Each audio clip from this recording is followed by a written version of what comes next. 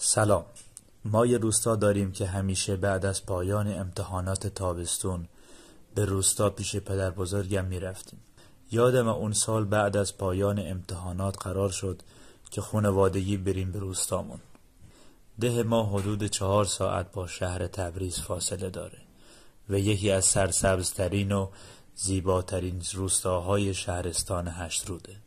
ماجرا از اونجا شروع شد که من و پدر بزرگم برای آبیاری درخت‌ها و مزرعه راهی شدیم. البته اون موقع من 8 سالم بود.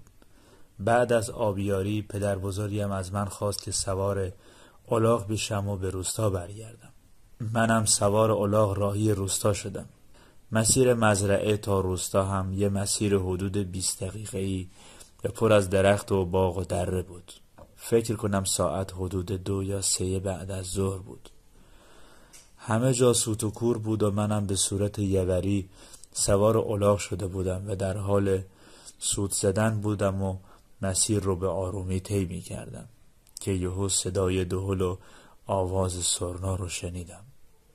صدا ضعیف بود ولی هرچی جلوتر می رفتم صدا بلندتر می شد تا اینکه یهو اون ور باغ مردا و زنای کوتاه قدی رو دیدم که در حال رقصیدن بودن. انگار که عروسی گرفته باشن. قدشون کمتر از 1 متر می شد. اونا مثل کردا دست به دست هم داده بودن و گروهی می رقصیدن و بعضی هاشون هم فقط نگاه می کردن. یکی دهل می زد و یکی هم سرنا. من حدود 20 تا 25 متر با اونا فاصله داشتم. قیافه هاشون از دور مثل آدم بود ولی قدشون خیلی کوتاه بود. زناشون مثل زنای ده بودن و مرداشون هم همینطور. سگای کوچیکی داشتن که به درخت بسته بودن. من حدود 20 یا 30 ثانیه همینطور که الاغ داشت میرفت نگاهشون میکردم.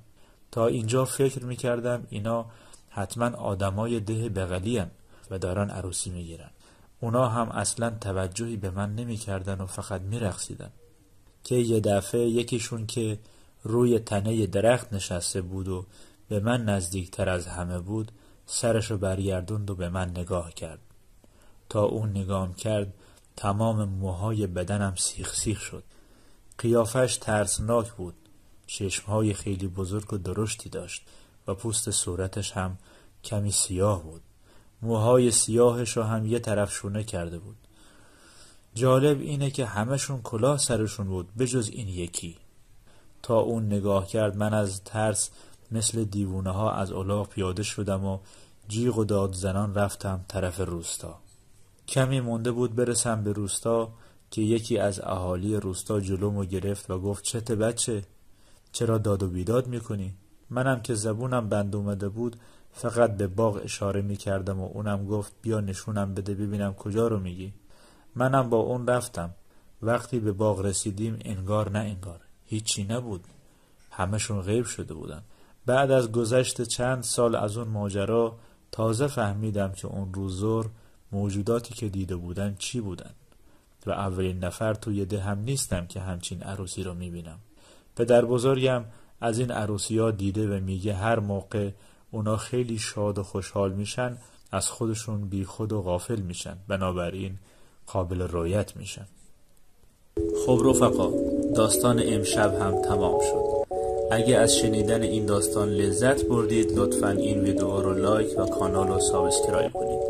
شما هم در صورت تمایل میتونید اتفاقات و داستانهای عجیب و غریب و ترسناک خودتون رو به آیدی تلگرام ما ارسال کنید تا تبدیل به ویدیو بشه. فقط فراموش نکنید که داستانهاتون رو با نثر روان بنویسید. تا شبی دیگه و داستانی جدید شما رو به خداوند می سپارم.